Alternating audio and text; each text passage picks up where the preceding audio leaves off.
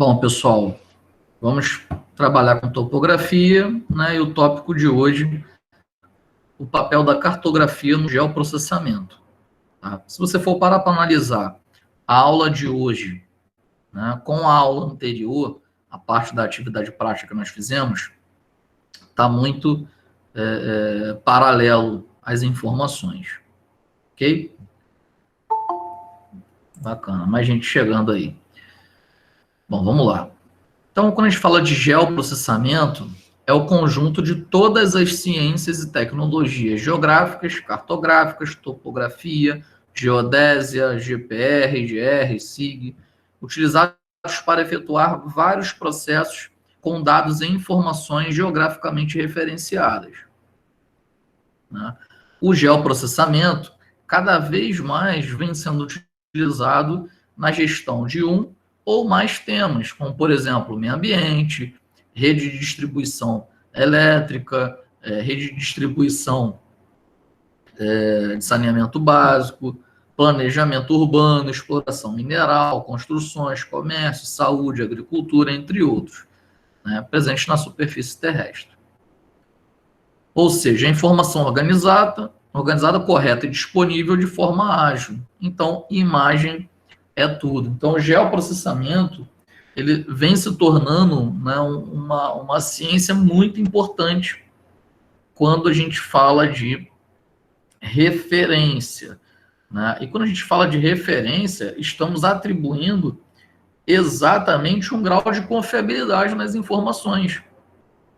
Algumas aulas anteriores, eu não me recordo se foi na aula passada, o Marco Aurélio, que está online com a gente hoje aí também, chegou a comentar um fato, né, de que ele, usando as coordenadas, trabalharam com uma coordenada errada e quilômetros depois, né, fez um errinho pequeno aqui, quilômetros depois produziu um erro colossal.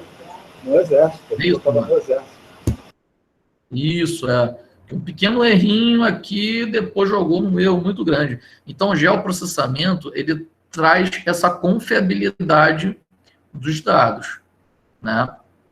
Aí vamos falar de geoprocessamento, de análise, né, para demarcação. Olha que tamanha importância quando você fala de demarcação de municípios, né? Qual área pertence ao município A, qual área pertence ao município B, vamos ser maior do que isso. Demarcação de estados, né? Até qual área, qual estado, a partir de qual área outro estado. Por exemplo, a Serra da Mantiqueira, né? Você vai subir na Serra da Mantiqueira, você fica cruzando Rio de Janeiro, Minas, São Paulo, Rio de Janeiro, Minas, São Paulo, Rio de Janeiro, Minas, São Paulo. Que curiosidade, né? Que você... As demarcações, como é que ficam essas demarcações? Né? E o geoprocessamento traz tudo isso para a gente de uma forma confiável. Vamos falar de uma forma mais complexa ainda. Países, né? América do Sul tem um monte de país um perto do outro. Como é que fica essa marcação? Então, a confiabilidade no geoprocessamento, ela é na imagem, né? Ela é tudo, tá? Ela é muito importante. Europa também, África também, tem vários países pequenos né, um próximo do outro. Então, a marcação é muito importante. Então, o papel da cartografia no geoprocessamento. Então, a cartografia tem um papel fundamental no geoprocessamento, pois o mapa é o principal meio de apresentação dos resultados. Então, a cartografia ela é a ciência e a arte que se propõe a representar através dos mapas, das cartas e outras formas gráficas os diversos ramos do conhecimento do humano sobre a superfície e ambiente terrestre. Então, pode-se dizer que é ciência, pois se apoia no uso da astronomia, da matemática, da física, da geografia, estatística, geodésia, etc., para alcançar a exatidão satisfatória. Lembrando, pessoal, que exatidão é um conceito diferente de precisão, tá? Isso para a gente aqui é muito importante. Para quem é da área de automação e instrumentação, e para a gente entender bem esses conceitos é muito importante. Tá? Exatidão não significa, vamos falar no tiro ao alvo, não significa na mosca, né? Significa dentro de uma área considerada como centro, né? Se você acertar em qualquer um daquela área admissível, você entende que está no centro, né? Então, exatidão não é você acertar num ponto específico. É numa área que você aceita como sendo satisfatória. Ok?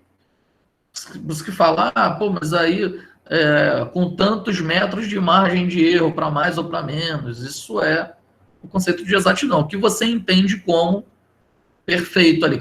Pô, tá, eu posso dizer que está confiável a informação, né? Já a precisão, não, os dados são precisos, isso a gente tem que tomar um cuidado muito grande, né? Porque precisão é quando você repete aquilo ali algumas vezes. Por exemplo, repete 10 vezes. A informação pode ser precisa, mas pode não ser exata, né? Ela pode estar longe do ponto que você quer, mas todos os testes que você fez deu tudo junto. Pô, mas aí ele tem que ser aqui, ó, e não aqui. Mas todos os testes, os 5 testes que você fez, deu junto. Então é preciso, mas não é exato, porque era para estar aqui, né? Agora, repetir os 5 testes, aí tem que estar aqui. Aí pegou aqui, aqui, aqui, aqui. Então você vai dizer que ela pode ser exata, mas pode não ser precisa. Agora, se todos os testes bater dentro daquela proximidade, você vai dizer que é exato e que é preciso. Então, a precisão está relacionada com o grau de repetibilidade dentro do mesmo valor que você espera. Repetir 5. A metrologia tem um número ideal de repetições, né? Que é 10 vezes. Então, você repete aquele ensaio 10 vezes, bateu 10 vezes, bateu exatamente ali, ou bem próximo dali. Então eu vou dizer que é preciso, né? Agora, repetir 10 vezes e foi dando localizações totalmente diferentes. Então não posso dizer que é preciso. Os instrumentos, né, de geoprocessamento são muito precisos. E nós vimos isso em algumas aulas atrás, os determinados equipamentos e o grau de precisão para cada um deles, né, de acordo com a capacidade de distância de medição. Também pode dizer que é arte, quando recorre às leis estéticas da simplicidade e da clareza, né, buscando atingir um ideal artístico de beleza. Então, quando a gente fala de ciências e tecnologias integradas, né, tanto na cartografia e no geoprocessamento, nós temos a nossa topografia. Por exemplo, ela determina a posição tridimensional, né, x, y, e a altitude utilizando, né, teodolitos, estações totais e outros dispositivos. A estação total, por exemplo, é um teodolito digital equipado com medidor eletrônico, processador, memória, coletores de dados, programas e dispositivos de transferência de dados, o computador com a estação. Tá? Alguns até fazem a transmissão por radiofrequência, outros só via cabo, outros via satélite, via cartão GSM, né? Então, ele usa satélites para fazer a transmissão dos dados. Geodésia. Ela fornece, né, redes de posições geodésicas de alta precisão na superfície da Terra, para suporte ao georreferenciamento preciso de informações. Então, ela utiliza modelos complexos para a Terra, cálculos matemáticos e estatísticos sofisticados, instrumentos e métodos de alta precisão. Né? Utiliza datum vertical e horizontal. Vamos falar mais sobre isso. Superfície terrestre, geóide, elipsoide, esfera, plano. Nós comentamos na aula passada. As formas diferentes, né, de fazer análise.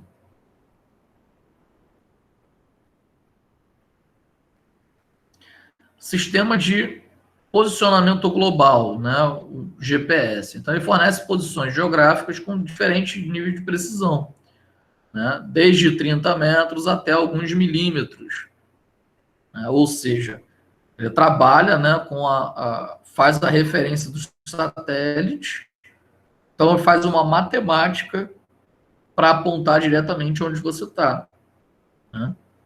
Então, deu 15, deu uma confiabilidade, uma precisão, uma exatidão no caso, né? Precisão é se ele repetir a medição algumas vezes. Então, com uma exatidão de 15 metros, você pode falar que é confiável, porque, caramba, você está pegando referências, vários satélites no mundo para poder traçar aquela coordenada, aquele posicionamento global. Então, 15 metros não é nada, né? Está bem preciso. Então, o segmento espacial trabalha com 24 satélites, né, 20 mil quilômetros de altitude, e a função é transmitir sinais de GPS.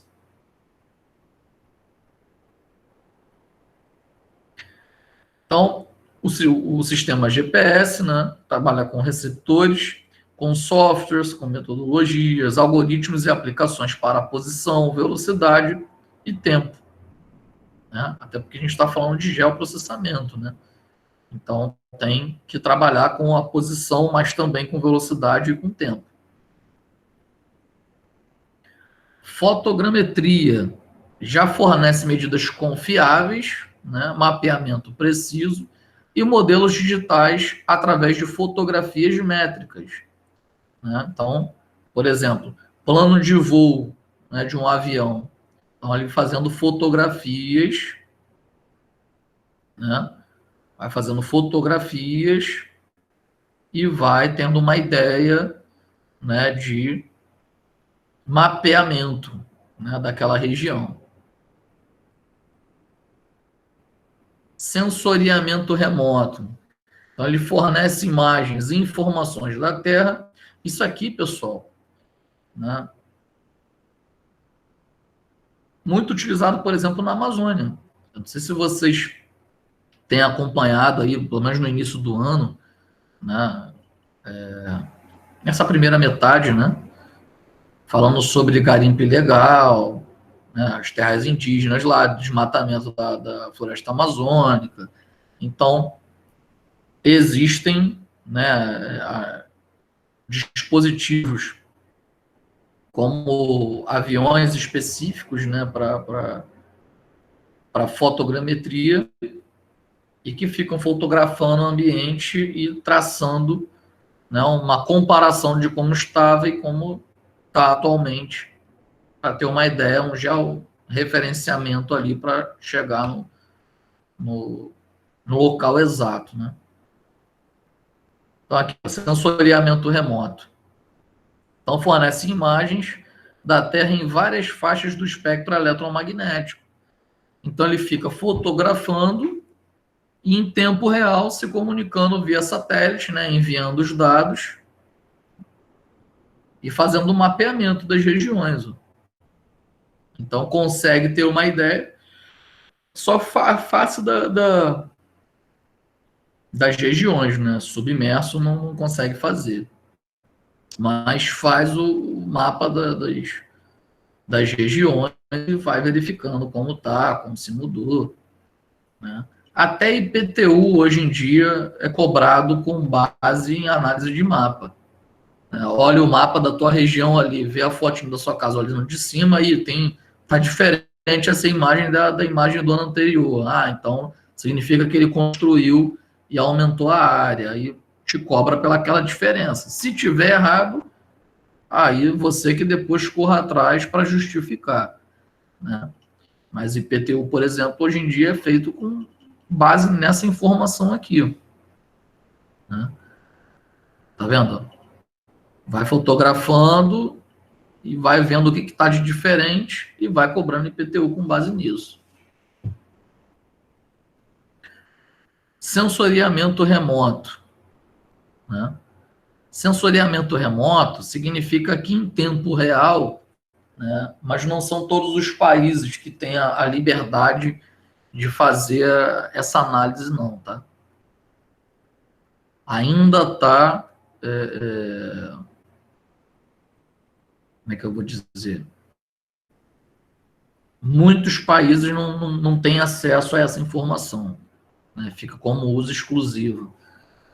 Mas em tempo real, você pode estar sendo monitorado, né, via satélite, via drone, né, e em tempo real indicando a sua localização.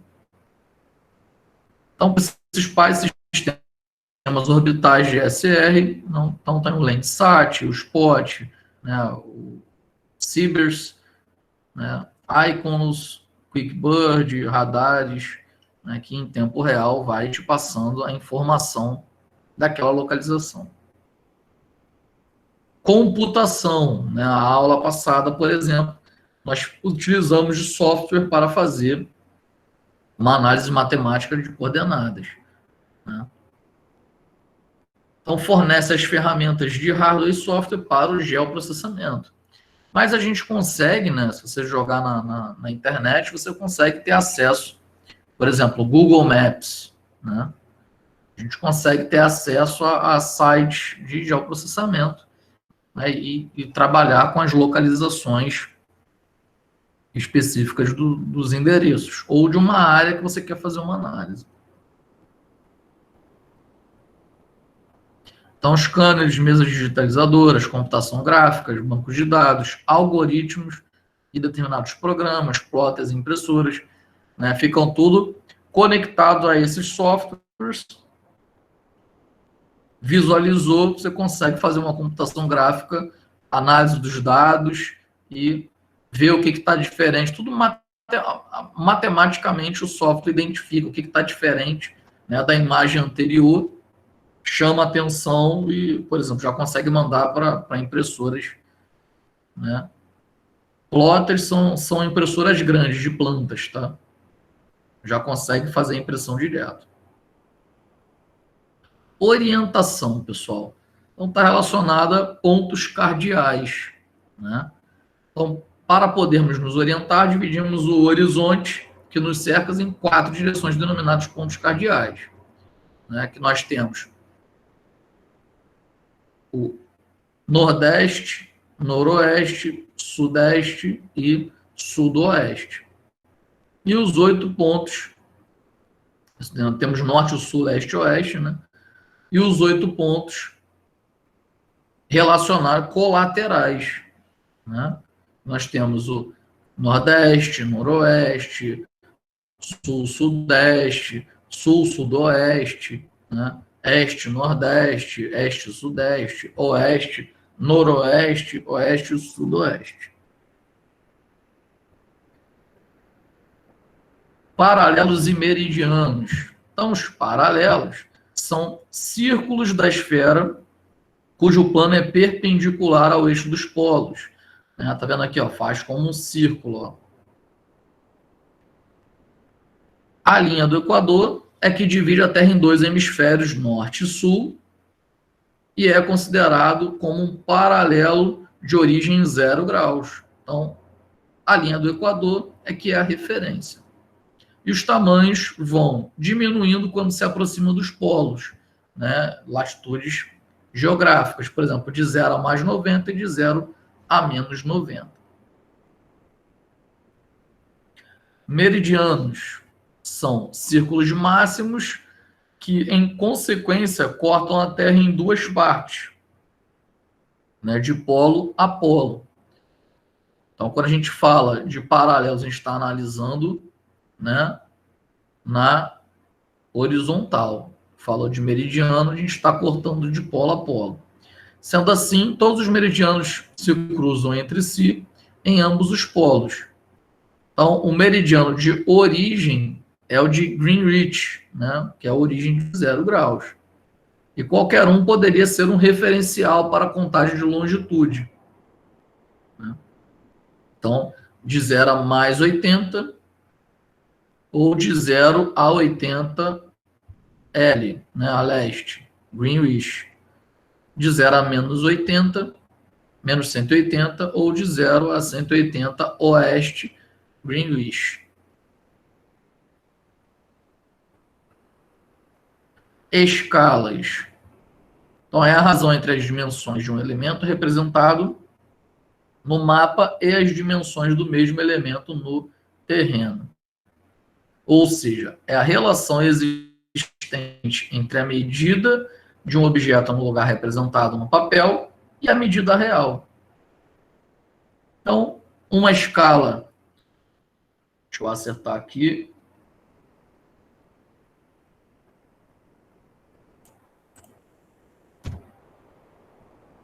Pronto. Então, uma escala normalmente é expressa das seguintes formas: fração representativa ou numérica, que chamamos de escala numérica, e gráfica ou escalas em base, que chamamos de escala gráfica.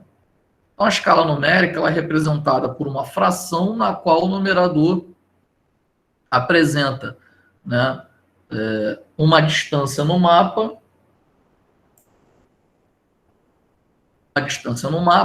e o denominador a distância correspondente no terreno. Né? Então, aqui, por exemplo, ó, no primeiro caso, ó, escala 1 para 50 mil. Aqui, ó, escala 1 para 100 mil. Tá vendo? A gente escreve dessa forma, com 2 pontos ou com barra.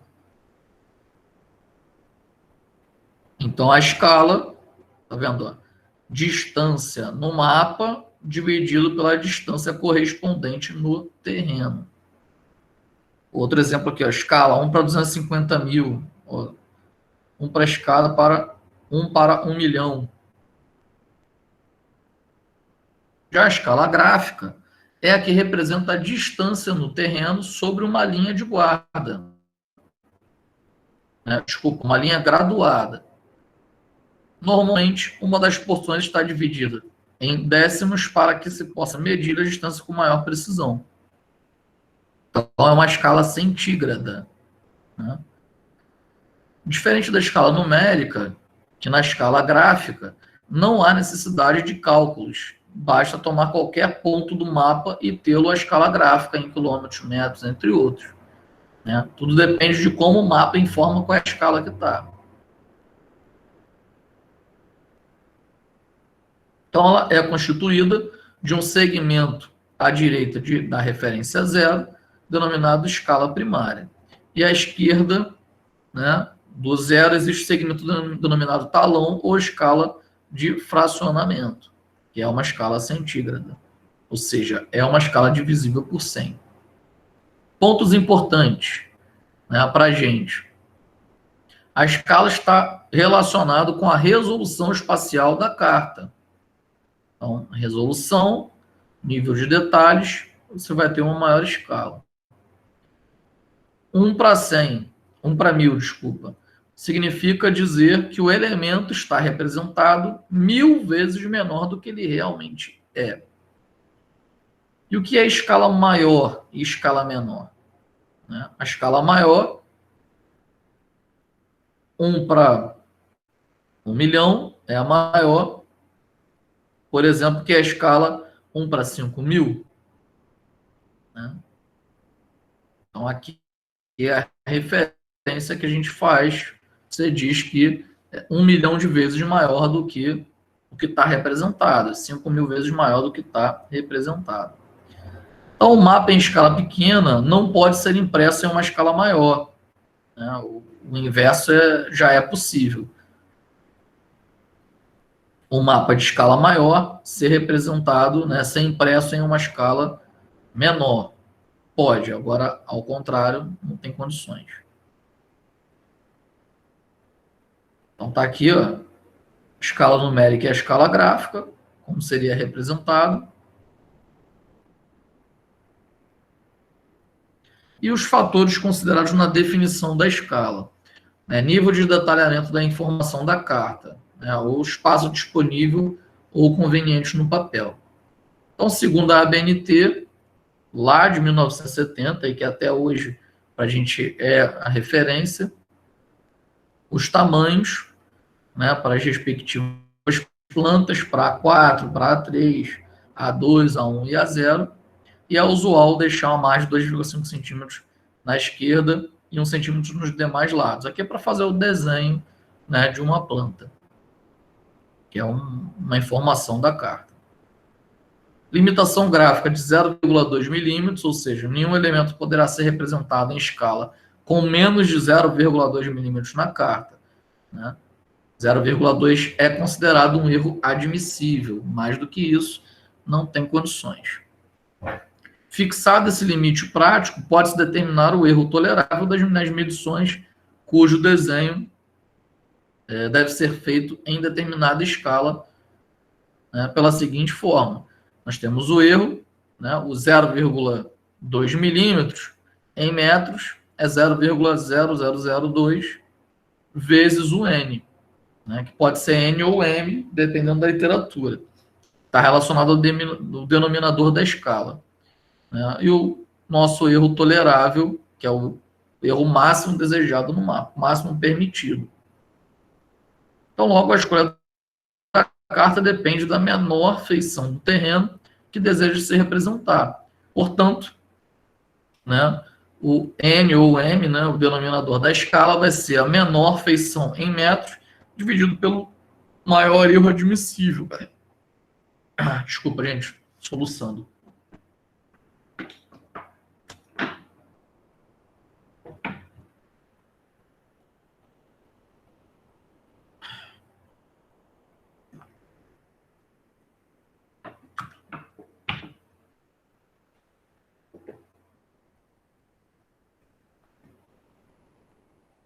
Vamos lá.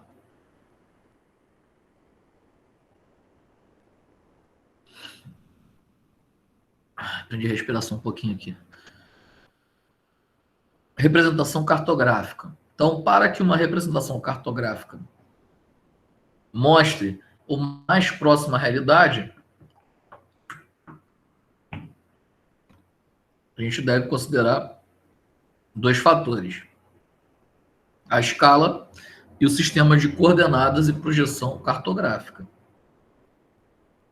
Então, globo, as representações cartográficas, é uma representação tridimensional do dado geográfico, né?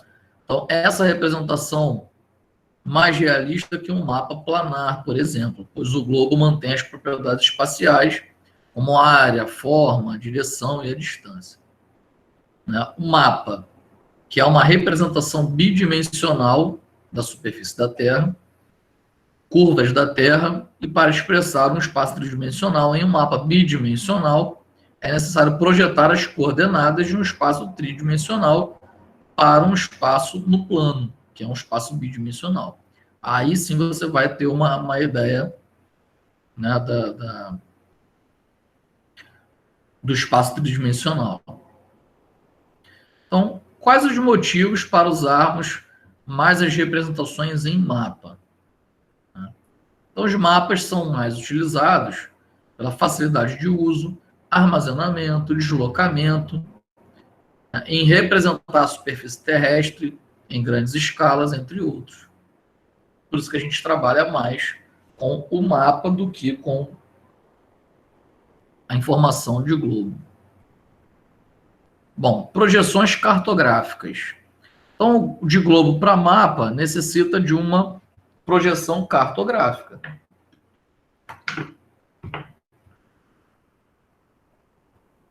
Ocorrem distorções de um ou mais propriedades espaciais, ou seja, nessa transformação, né, de globo para mapa, algumas propriedades são mantidas e outras são distorcidas.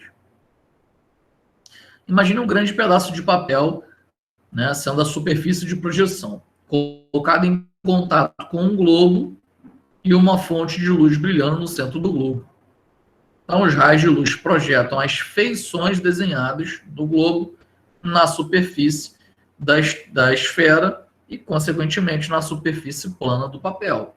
Né? Você colocar ali o papel, na iluminação dentro do globo, tudo que está desenhado na face dele vai ficar projetado no papel. Então, as projeções são representações planas da superfície esférica da Terra, desenhadas sobre papel ou exibidas sobre a tela de um computador, por exemplo.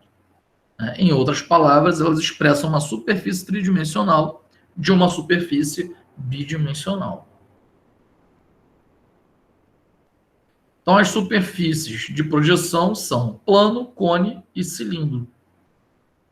A projeção plana, como funciona? Jogou a imagem aqui, apareceu ela plana. Jogou uma iluminação, né, cônica,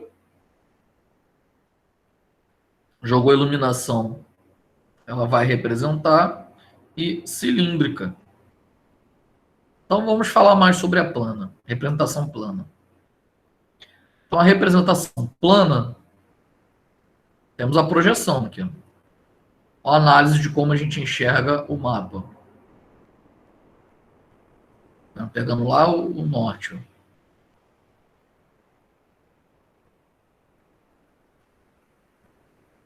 Né? Iluminou, você faz uma projeção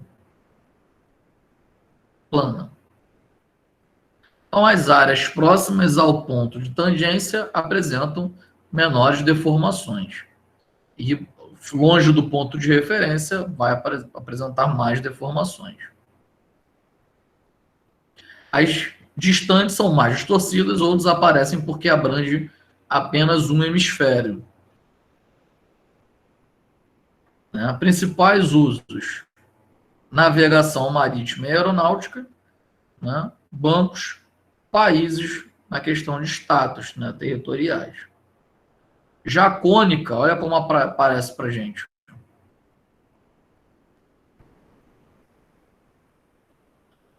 As características: paralelos concêntricos em relação ao vértice do cone. Principais usos são mais utilizados para representações cartográficas de áreas de alta latitude, América do Norte, Europa e Norte da Ásia. Então, você vai pegando regiões mais específicas, E a cilíndrica, pega aqui, girando, características: deforma as superfícies de alta latitude, mantém as de baixa em forma e dimensão mais próxima do real.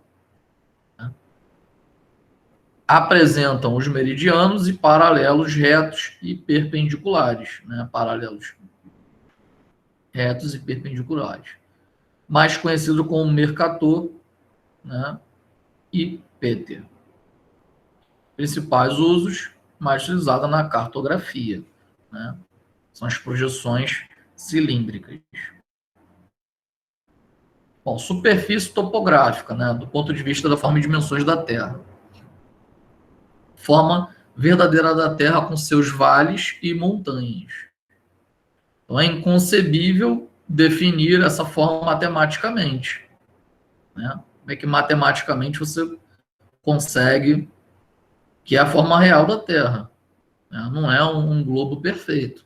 A realidade é que ela tem pontos mais altos e pontos mais baixos. Geóide é a forma verdadeira da Terra, retirando os vales e montanhas menores que 10 quilômetros. Então, nível médio das águas tranquilas dos mares, prolongados pelos seus continentes, uma referência padrão para altitudes. Não tem definição matemática nenhuma, usado como referência padrão para medidas de altitude.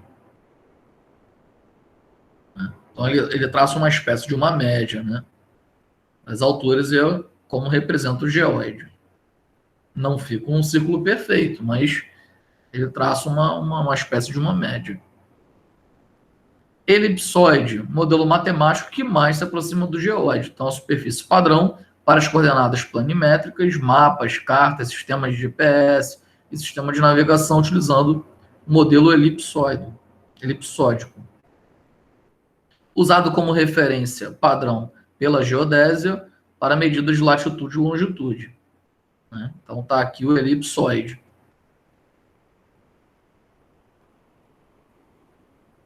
Olha como está relacionado o geóide com o elipsoide, tá vendo? O geóide ele vai fazendo uma média ali dos pontos mais altos, dos pontos mais baixos. Já o elipsoide pega esses pontos mais altos e faz uma média.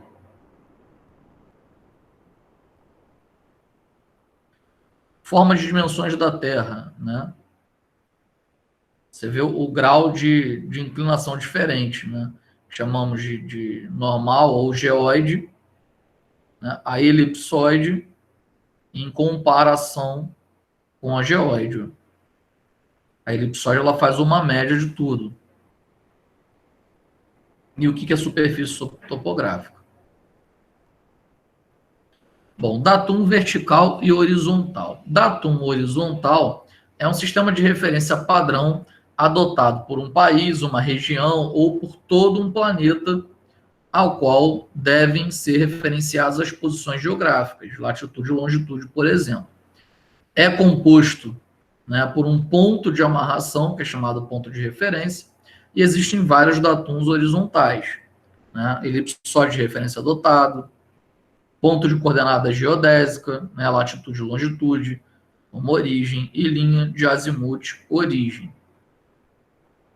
O datum horizontal ele é escolhido a partir da máxima, né, coincidência entre as superfícies entre o geóide e o elipsoide. Né? Então, datum, ó, tá vendo? Nós temos o geóide, temos o elipsoide, e o datum ela faz uma espécie de média entre os dois. Datum horizontal no Brasil, né? Córrego Alegre, usado até 1977.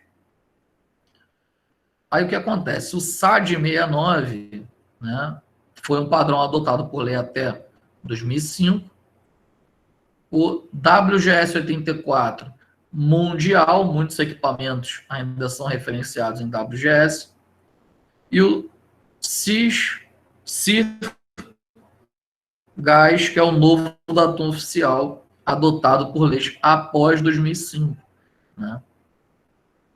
Então, nossa base de cálculo foi pegando dados, né, relacionados ao datum horizontal no Brasil.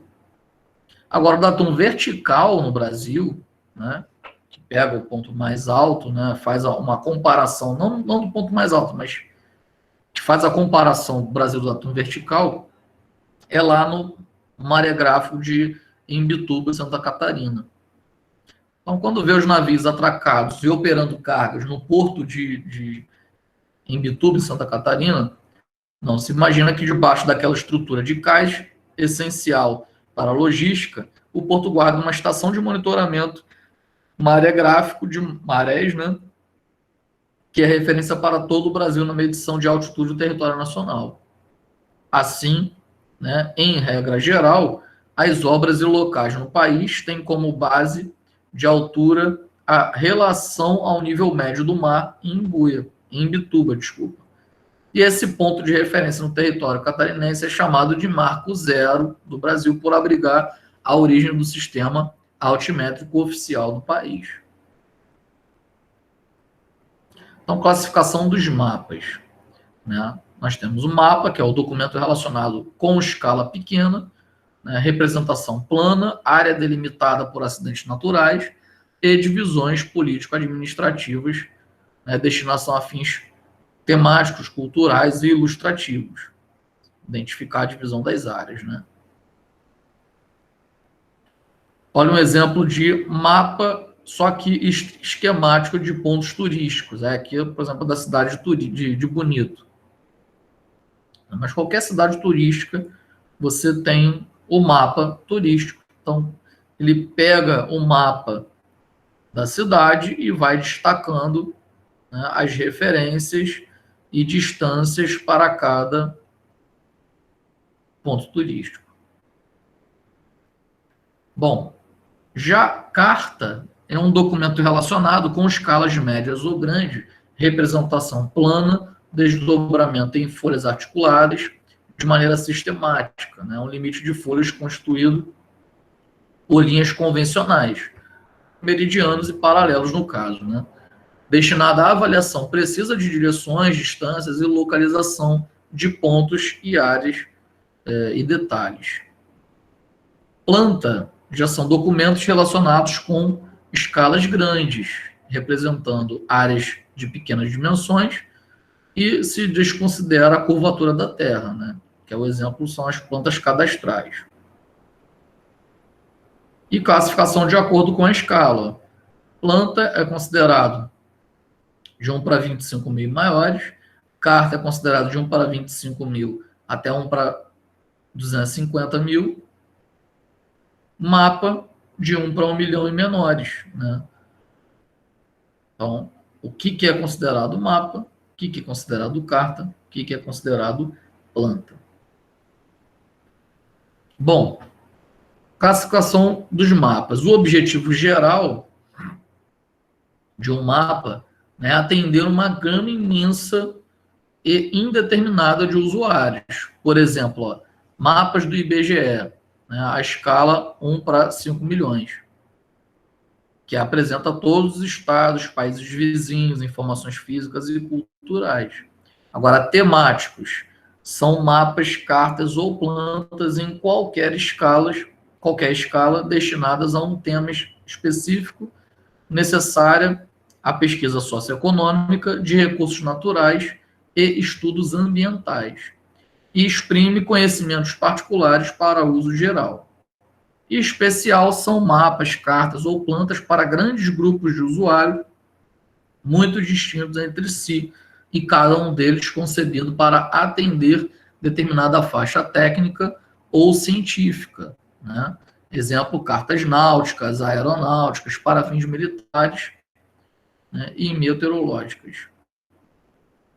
Relembrando, né, azimuth de alinhamento é o ângulo formado no sentido horário entre a linha norte e sul, né, e um alinhamento qualquer com variação entre 0 e 360 graus.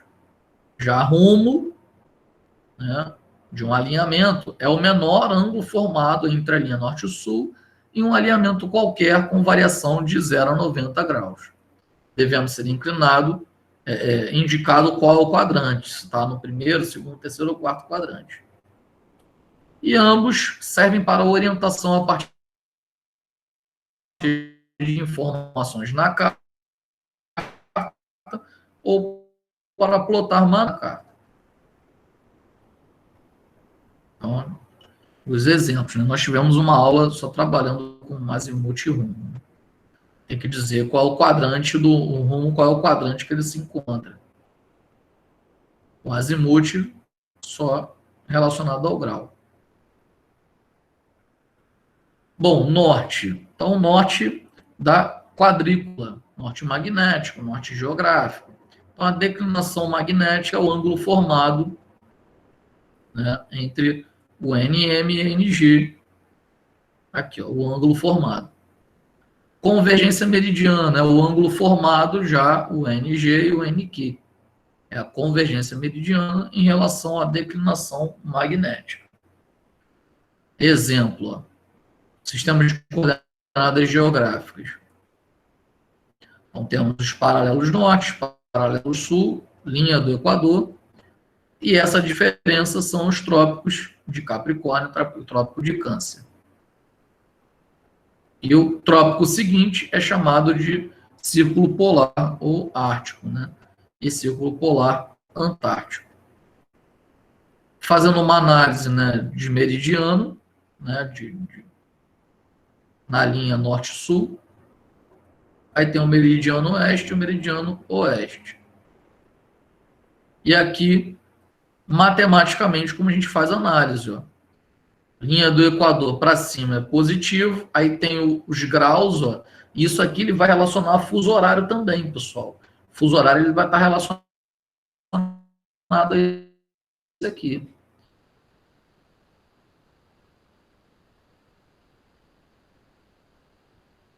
Né?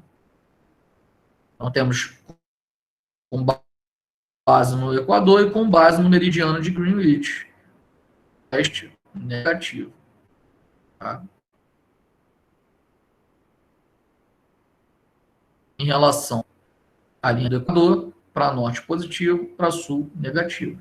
Sistema latitude está relacionado à linha norte-sul, longitude à linha este-oeste. Eu acho que alguém abriu algum... Oi, Felipe, pode falar.